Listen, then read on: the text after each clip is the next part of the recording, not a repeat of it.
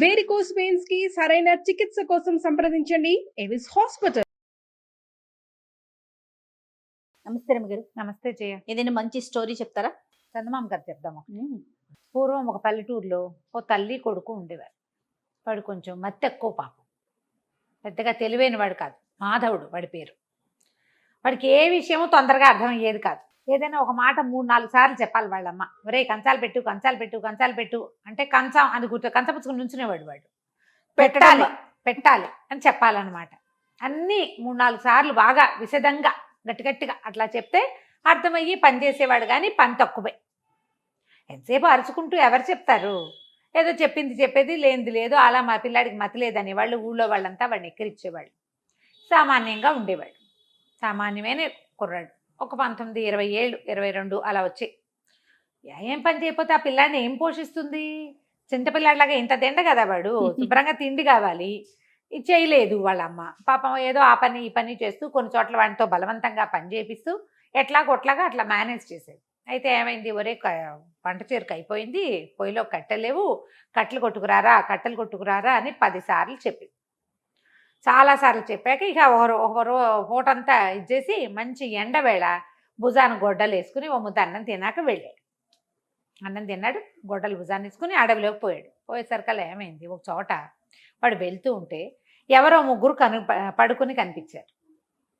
చెట్లు దూరంగా ఉన్నాయి. వీళ్ళు ఎండలో పడుకున్నారు. ఓకే. అయ్యయ్యో, వీళ్ళు పడుకున్న చోట ఎండ పడుతోంది.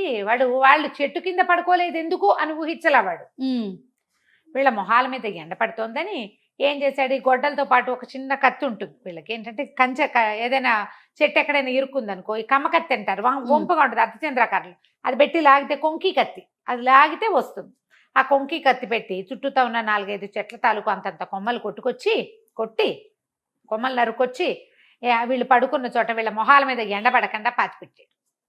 వాడికి ఆ బ్రెయిన్ ఉంది. మామూలు పనులు లేవు కానీ ఈ తెలివి ఉంది.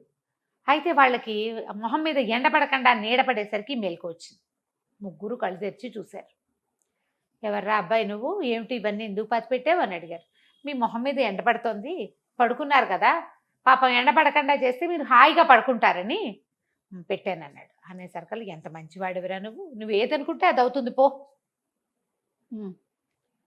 అన్నారు. అనేసరికల్లా వీడికి ఓసారి చెప్తే అర్థం కాదు కదా, వాళ్ళు ఏదో చెప్పారు అనుకున్నాడు. వీడి దారిని విడిపోయాడు. ఆ కొమ్మలు, ఈ చెట్లు, ఇవి అవి మొత్తానికి నరికాడు. పెద్ద మోపయింది. సాయంత్రం వాళ్ళమ్మ చెప్పింది 4 రెమ్మలు నరుకు రావద్దు, బాగా పెద్ద కట్ట తీసుకురాదు. అక్కడి నుంచి తాడు మళ్ళేసి అంత మాత్రం పనులు వచ్చు వాడికి. తాడు ఏదో బోర్లో దొబ్బు తెచ్చుకున్నాడు. తాడు మళ్ళేసి కట్టాడు. కట్టేది పెద్ద దుంగలాగా అయింది. వీడు దాన్ని లేపలేకపోయాడు. దాని మీదకి ఇట్లా పడుకున్నాడు. పడుకొని ఏమనుకున్నాడు? నేను ఈ దొంగను మోసుకెళ్ళలేను, ఈ దొంగే నన్ను మోసుకెళ్ళిపోతే ఎంత హాయిగా ఉంటుంది అన్నాడు. అనంగానే వాడు మర్చిపోయాడు. కానీ వాడు ఏదనుకుంటే అది అవుతుంది కదా. దొంగ రయ్యమని లేచింది. వీడు నిర్ఘాంతపడితే లేచి వచ్చేస్తుంది. ఆ కట్టెల మోపు అమాంతం లేచి ప్రయాణం చేయటం మొదలుపెట్టింది. వీడింటికే.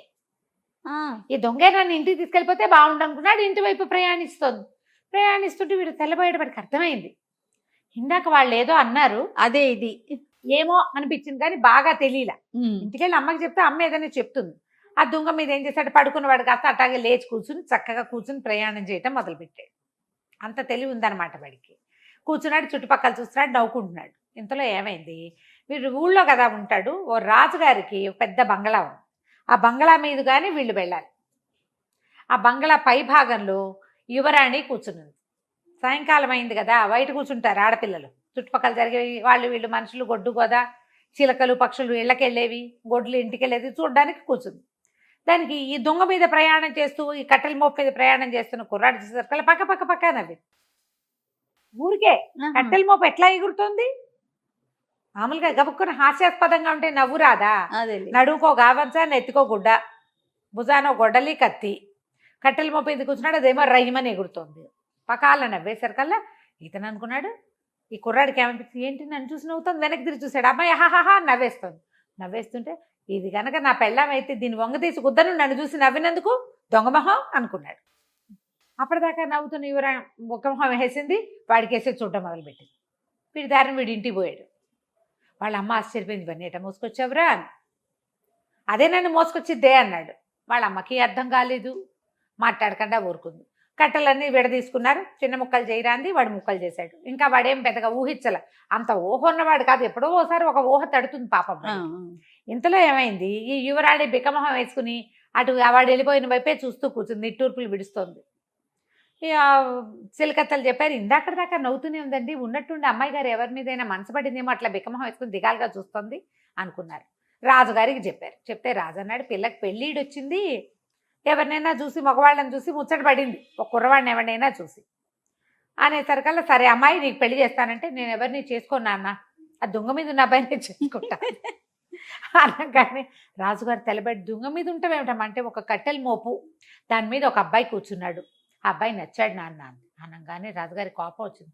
వాడెవడు దిక్కుమాలిన వాడో పనికిమాలిన వాడెవడో వాడిని తీసుకుంటానంటుంది ఏమిటి అంటే, సరే ఏమన్నారు, మంత్రులు వాళ్ళు కేకలేశారు. అదేంటి మహారాజా, అట్లా కాదండి, ఏదో రాజా మహారాజా వాళ్ళ పటాలు చూపిస్తావు, ఏ పటం చూపించినా ఆ అమ్మాయి కాదంటుంది, వీడిని కాదు నేను ప్రేమించింది అంటుంది. మనకున్నదా ఒక్క పిల్ల, ఎవరినైనా రాజా మహారాజా అని పిలిచి చేసామనుకోండి, ఈ రాజ్యం తీసిపోయి వాళ్ళ రాజ్యంలో కలుపుతారు. అదే మన ఊర్లో కుర్రాడే ఎవడో అయితే వాడిని రాజుని చేస్తే మన ఇంట్లోనే ఉంటుంది మన పిల్ల, మన దేశస్తుడే మనకు రాజు అవుతాడు. ఈ పాయింట్ బాగుందనుకుని మంత్రులు, సామంతులు, తర్వాత సైన్యాధిపతి అందరూ బలపరిచారు. మన ఊళ్ళో కుర్రాడైతే ఓ పని చేద్దాం, మన ఊళ్ళో యంగ్ అండ్ ఎనర్జెటిక్ పెళ్ళిడికి వచ్చిన కుర్రాళ్ళందరినీ రమ్మందాం భోజనానికి, వాళ్ళందరినీ చూపిద్దాం పిల్లకి, ఏ కుర్రాడో అది చెప్తుంది, చేసుకుందాం అనుకున్నారు. తొలినాడు భోజనాలకు పిలిచారు. ఇక ఊళ్ళో ఉన్న ప్రతి కుర్రాడు 18 ఏళ్ళ నుండి 25 ఏళ్ళలోపు పెళ్లి కాని కుర్రవేధవులంతా వచ్చారు. ఈ అమ్మాయిని అందరికీ చూపించారు. అదే అమ్మాయే చూసింది అందరినీ, ఎవ్వరూ కాదండి. భోజనాలు అయిపోయినాయి. రాజుగారు చాలా విసుక్కున్నాడు, ఇదేమిటి మొత్తం కుర్రాళ్ళందరూ వచ్చారు, వీళ్ళు అక్కడ సెన్సెస్ తీశారు ఎవరెవరి ఇళ్లలో ఉన్నారు, ఇక మిగిలింది ముష్టి వాళ్ళే, వాళ్ళు కూడా ఒకళ్ళిద్దరిలో వచ్చారు. ఆయనకు చాలా కోపం వచ్చేసింది. మళ్ళీ మంత్రి గారు చాలా బతిలాడాడు, పెళ్ళేమో ఇది దిగాలుగా అయిపోయి పాడైపోతుంది, మనకున్నది ఒక్క పిల్ల కదా, ఇక ముందు ఇప్పుడు ఈ పిల్లకి 18 ఏళ్ళు వచ్చినాయి, ఇంకో పిల్లాడో పిల్ల పుడతారో పుట్టరో రాజుగారికి, అట కాదండి నా మాట వినండి, ఇంకోసారి మళ్ళీ కిందటిసారి రాని వాళ్ళంతా మళ్ళీ రండి అని మళ్ళీ చాటింపు వేశారు. ఈ చాటింపు ఈ మాధవుడు వాళ్ళ అమ్మ విన్నది. వాడు విన్న కూడా వినలే, వాడికి అసలు అయ్యా ఓసారి వింటే వాడు బుర్రకెక్కదు. వాళ్ళ అమ్మంది, ఒరే ఒరే వెళ్ళరా వెళ్ళరా, ఏం చక్క కనీసం రాజకుమార్తె నన్నెందుకు పెళ్లి చేసుకుంటుందే అన్నాడు. పెళ్లి కోసం కాదురా, శుభ్రమైన తిండైనా తినిస్తావు కదా, మనమేముంది, ఏదో కూర అనుకుంటాం, చారు పోసుకుంటాం, మజ్జిగ పోసుకుంటాం, గంజన్నం తింటాం, మనం పచ్చడి గంజే మన బతుకు, చక్కగా చట్టసోపేతంగా పెడతారు కదా. రాజుగారి ఇంట్లో భోజనం చేసి వచ్చిన కుర్రాళ్ళంతా ఇవాళ మొన్నటి భోజనం ఇవాళ దాకా తేరుస్తూనే ఉన్నారు. వెళ్ళు వెళ్ళు అని కొడుకుని ప్రోత్సహించింది. వీడు చింపిరి గుడ్డలతో జీబు జుట్టుతో ఉన్నాడు, అలాగే పోయాడు. వాడికి దేహాభిమానం లేదు, అవధూతవాడు. వెళ్ళిపోయాడు. వెళ్ళేసరికల్లా ఆ రాజకుమార్తె చుట్టూ చూసి వీడిని నేను ప్రేమించాను అనగానే రాజు తెల్లపోయాడు. అయ్యోయ్యో ఇదేమిటి వీడు ఇట్ట ఉన్నాడు, వాడి చింపిరి గుడ్డలు జీబుతల వెర్రి వెధవల్లే ఉన్నాడు, వాడికి పిలిచినా కూడా పలకటం లేదు, ఇంత మతిలేని వెధవని ప్రేమించానంటదేంటి పిల్ల. యువరాణి ఏంది, వీడిని గనక పెళ్లి చేసుకోకపోతే చచ్చిపోతాను నాన్నగారు నేను అని చెప్పేసి. రాజు ఇంకేం చెయ్యాలో తెలియలా. సరే ఆయన ఒళ్ళు మండిపోయింది. మంత్రి మీద, సామంతుల మీద, అందరి మీద కోపం వచ్చింది ఆయనకి. పెళ్ళే కదా, శాస్తి చేస్తాను మీ ఇద్దరికి, చేసేస్తాను పెళ్ళి అన్నాడు. తర్వాత రేపొద్దున ఈ దౌర్భాగ్యుడు సింహాసనం ఎక్కుతాడని ఊహించుకుంటే ఆయనకు ఒళ్ళు దురదలు చేస్తున్నాయి పాపం. సరే పెళ్ళికి ఒప్పేసుకున్నారు, పెళ్ళి అన్నారు. వీడికి మంచి బట్టలు కట్టించారు, పెళ్లి చేశారు. పెళ్లి చేసిన రోజు సాయంకాలం రాజుగారి ప్లాన్ ఏంటంటే, ఒక పీపాలో రాకుమార్తెని వీడిని పెట్టి సముద్రంలో పారేద్దాం, తన కూతురు వాళ్ళకి ఎందుకు మరి ఇప్పుడు దౌర్భాగ్యుడిని పెళ్లి చేసుకుంటానన్న పాడు కూతురు నాకెందుకు, దీన్ని రాణిని చేయాలి, రేపొద్దున వాడిని రాజుని చేయాలి, రాజు రాణి లేకపోతే పీడా పోయేది అంటే రాసిపెట్టున్న మొగుడు అని పాట పాడాడు మంత్రి గారు. ఆ రాసిపెట్టున్న తనమేంటో చూద్దాం, బతికి బాగుంటే వస్తారు, లేకపోతే లేదు, ఈ మతలేని వెధవా, ఈ శృతి లేని పాట ఈ పిల్లది అని చెప్పేసి సరే పెళ్లి చేస్తా. పెళ్లి అయిపోయింది. పెళ్లి అయిపోయాక వీళ్ళని పీపాలో కూర్చోబెట్టి సముద్రంలో దింపేస్తారనే విషయం యువరాణి చెలికత్తలకి తెలిసిపోయింది. వాళ్ళు ఏం చేశారు, అయ్యో యువరాణి ఆకలికి ఆగలేదు, ఓ పని చేద్దామని ఆ పీపాలో కూర్చోబెట్టేటప్పుడు పీపాలో దింపారు. వీళ్ళని దింపగానే ఓ ఇంత మూట తినుబండారాల మూట ఎత్తి ఒళ్ళోకి విసిరేశారు. పీపా సీల్ చేసేసి సముద్రంలో పడేశారు. అది కూడా అటు తీసుకుపోయారు, ఒక చోట ఎక్కడ పడవ ఎక్కించి తీసుకుపోయి ఆ పడవలో కూర్చోబెట్టి సముద్రంలోకి తోసేసారు. యువరాణి ఏడవటం మొదలుపెట్టింది. అయ్యో నిన్ను ఎందుకు చేసుకోవాలనిపించిందో నాకు తెలీదు, ఇప్పటికి కూడా నువ్వే నా భర్తవని నాకు తోస్తోంది, ఎందుకు అసలు నువ్వు దొంగ మీద ఎలా ఎగిరేవు, నువ్వు నాకు ఎందుకు కనపడ్డావు, ఈ బతికేమిటి అనేసరికల్లా వీడు ఏమన్నాడు, నేను నన్ను ఎందుకు పెళ్లి చేసుకున్నావో నాకు తెలియదు, మా అమ్మ భోజనానికి వెళ్ళమంటే వచ్చాను అంతే నేను అన్నాడు.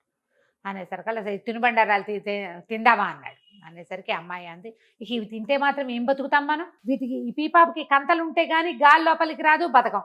కంతలు కనుక ఉన్నాయా నీళ్లు కూడా లోపలికి వస్తాయి, బతకం. ఇక బతికేదేముంది అని వలవలా ఏడ్చింది. చచ్చిపోతావు, నువ్వు పని అయిపోయింది, అనవసరంగా నీ బతుకు నువ్వు రోడ్డు మీద అయినా బతికేవాడివి, వృధాగా నీ మీద ఎందుకు మనసు పడ్డానో తెలియకుండా నేను నిన్ను కూడా చంపేస్తున్నానంటే అప్పుడు ఈ కుర్రాడికి జ్ఞాపకం వచ్చింది.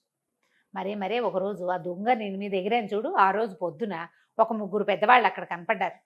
వాళ్ళు నువ్వేదనుకుంటే అది అవుతుందిలే పో అన్నారు. అందుకేనేమో నేను ఆ దొంగ మీద ఉన్నప్పుడు నువ్వు నవ్వేవు కదా, ఇది నా పెళ్ళం అయితే వంగు తీసి కుద్దుదాం అనుకున్నాను అనగానే మా యువరాణి అదేదో అనుకుని తగలబడి ఇప్పుడైనా ఏదో ఒకటి సరిగ్గా అనుకో అన్నది. అనేసరికల్లా ముందు ఆకలిస్తుంది, ఇవి తిందామన్నాడు. ఇద్దరు కలిసి తినుబండారాలు పంచు తినేశారు.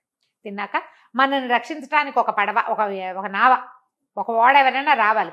దీనికి చిల్లులు పడితే చచ్చిపోతాం, చిల్లు లేకపోయినా చచ్చిపోతాం. చిల్లులు కాదు, ఈ తేలుతున్న పీపాను చూసి ఎవరైనా పడవాడు ఒక ఓడవాడు వచ్చి మన ఎక్కించుకోవాలి అన్నది. అనగానే ఈ కుర్రాడు ఏమన్నాడు, సరే ఒక ఓడ ఎవరైనా మమ్మల్ని రక్షించడానికి వస్తే బాగుండు అనుకోగానే బాయమని పెద్ద చప్పుడు వినపడింది. ఓ పడవ వాళ్ళు, అదేదో దేశం వాళ్ళు పడవ మీద ప్రయాణం చేస్తూ వెళ్తూ, అంటే ఇప్పుడు సామాన్లు అప్పట్లో ఇవి ఉండేవి కదా వ్యాపారాలు, వ్యాపారస్తుల పడవ ఏదో తేలుతోంది ఏమిటో చూసి ఆ పీపాని దగ్గరికి లాగారు. వాళ్ళు ఏమనుకున్నారు, ఎవరో దినుసులు పట్టుకెళ్తుంటే పీపా పడిపోయి ఉంటుంది, ఏదైనా తినుబండారాలు ఉంటాయని చూస్తే అందులోంచి పిల్లాడు పెళ్లి కూతురు పెళ్లి కొడుకు వేషాల్లో బయటకు వచ్చారు. బయటికి రాగానే సరే వాళ్ళేమన్నారు, లోపలికి ఎక్కించుకున్నారు. వీళ్ళకి ఏదో కాస్త మంచినీళ్ళు తాగడానికి ఇచ్చారు. ఎక్కడ దిగుతారు అని అడిగారు. అడిగితే ఏదో ఒక లంకలో దింపేయండి అంది రాకుమార్తె. ఇప్పుడు వెనక్కి వెళ్తే తండ్రి ఏం చేస్తాడు, అవును, లంకలో దింపేయంగానే యువరాణింది, నువ్వు తెలివిగా ఆలోచించు, ఎక్కువ ఆలోచించుకోక, మనకి ఇక్కడ ఒక ఇల్లు వాకిలి పనివాళ్ళు అందరూ కావాలని కోరుకో. అంటే ఒక రాజభవనం నిండా పనిచేసేందుకు పనివాళ్ళు, మంత్రి సామంతులు అందరూ కావాలి అని కోరుకున్నాడు. పెద్ద బిల్డింగ్ వచ్చింది ఆ లంక మీద. ఒక 2-3 మంత్రులు వాళ్ళు వచ్చారు. మహారాజా వచ్చారా అనుకుంటూ. ఓహో అన్నీ కుదిరినాయి, బాగానే ఉంది. అమ్మాయింది, నువ్వు మాత్రం ఆలోచించొద్దు, నేనే చెప్తాను. మెల్లిగా అంత చక్కగా స్థిరపడింది, తిండుంది, పని వాళ్ళకి పని ఉంది, చక్కగా తోటలు దొడ్లు ఏర్పరచుకున్నారు, అన్నీ బాగానే ఉన్నాయి. ఆ అమ్మాయి అంది, అలా కాదు, నువ్వు ఏదనుకుంటే అది అయ్యేటట్టయితే ఈ మామూలు ఈ తెలివి తక్కువ బుర్రా ఎందుకు, చక్కగా అందమైన శరీరము మంచిగా ఆలోచించే బుర్రా కావాలని కోరుకోవచ్చు కదా అని అన్నది. వాడికి కూడా తట్టింది. వాడు అప్పుడు మళ్ళీ కోరుకున్నాడు, నాకు కొంచెం అందమైన దేహం కావాలి, మొహం అందంగా మారిపోవాలి, చక్కగా తెల్లగా పొడుగ్గా అందంగా అయిపోవాలి, నేను ఇలాగా అని అడగల, అందంగా అని అడిగాడు. తర్వాత నా తెలివితేటలు పెరగాలి, తెలివితేటలు పెరిగినాయి, అందంగాను అయ్యాడు. రాకుమార్తె భలే అందగత్తె. ఇద్దరు హాయిగా కులాసాగా ఉండటం మొదలుపెట్టారు. ఈ దీవి మీద చక్కగా సామ్రాజ్యం ఏర్పరచుకున్నారు, సొంత రాజ్యం. అది ఎంత దూరంలో ఉంది, వీళ్ళ ఊరు నుంచి కొంత ప్రయాణం చేస్తే అది వస్తుంది. సముద్ర తీరం వెంబడి వెళ్తూ ఉంటే ఒక దీవిలాగా ఉంటుంది, అక్కడ కనపడుతుంది. అయితే కొన్నాళ్ళు పోయాక రాజుగారు ఆ దీవి వెంబడి వెళ్తూ, కూతురు ఏమైపోయిందో ఆయన దిగులు పడుతూనే ఉన్నాడు. ఆ దీవి వెంబడి గుర్రం వేసుకుని వస్తూ చూశాడు, ఇదేంటి కొత్తగా ఈ దీవి మీద బిల్డింగ్లు వచ్చినాయి, ఎవరు చెప్పలేదు వేగులు వాళ్ళు అని చెప్పేసి తమ తాలూకు సైనికుల్ని కొంతమంది పంపించారు. పంపిస్తే ఈయన పేరు మాధవవర్మ అండి, ఈయన ఫలానా రాజుగారు అల్లుట్ట, ఆయన భార్య ఆయన కలిసి ఉంటున్నారు, ఇక్కడ చాలా పెద్ద ఇల్లు వాకిలి ఉన్నాయి, వాళ్ళకి మంత్రులు ఉన్నారు, సైన్యాధిపతి ఉన్నాడు, వాళ్ళంతా వ్యవసాయం అది చేసుకుంటున్నారు, బోళ్ళంతమంది పని వాళ్ళు ఉన్నారంటే రాజు ఆశ్చర్యపోయాడు. ఊరివిడి దుంపదగా వీడు ఎలా చేశాడు అని. సరే పడవలు వేసుకుని ఆ దీవిలోకి పోయారు. యువరాణిని చూసి సంతోషించాడు రాజు, భోజని భలే బాగా అయ్యింది అని. ఈ మాధవుడు ఏం చేశాడు, మా అమ్మని కూడా దగ్గర పిలిపించుకుందామని చెప్పాడు భార్యకి. సరేనంటే కొంతమంది సైనికులు పిలిచి మాధవవర్మ గారు మిమ్మల్ని రమ్మంటున్నారు అని తీసుకొచ్చి రాజభవనంలో దింపారు. రాజభవనంలో హాయిగా ఉండేది. కానీ ఆవిడ ఎప్పటికీ ఈ కుర్రాడే తన కొడుకని ఆవిడ తన కోడలని నమ్మల. పిచ్చి విధవ ఎక్కడున్నాడో అనుకుంటుంటే వాడి మొహం మారిపోయింది కదా, వాడు అమాయకుడు. యువరాణితో వాడికి పెళ్ళయిందనే సంగతి తెలుసు, ఆవిడకి తెలియదు. కానీ ఆ యువరాణి పక్కన ఉన్నవాడు తన కొడుకేనని ఆవిడ జీవితకాలము నమ్మల. హాయిగా కులాసాగా మాత్రం ఉంది. ఈ మతిలేని మాధవుడు చక్కగా ఇలా రాజకుమారుడైపోయి ఏంటంటే వాడు ఏం చేశాడు, ఇందులో ఒక చిన్న మంచి పని, ఆ పడుకున్న వాళ్ళకి గొడుగిచ్చాడు అంతే. వాళ్ళు ఏంటంటే 3 దేవతా పురుషులు. వాళ్ళు ఎండని భూమి మీద మానవులు ఎలా పడుకుంటారో చూద్దామని పడుకుని వీడు చేసిన ఆ ఎండ పడనివ్వకుండా చేసిన సహాయం వల్ల వాడికి ఇచ్చిన వరంతో వాడు హాయిగా జీవించాడు. కథ కంచికి మనం ఇంటికి. బాగుందండి. నమస్తే.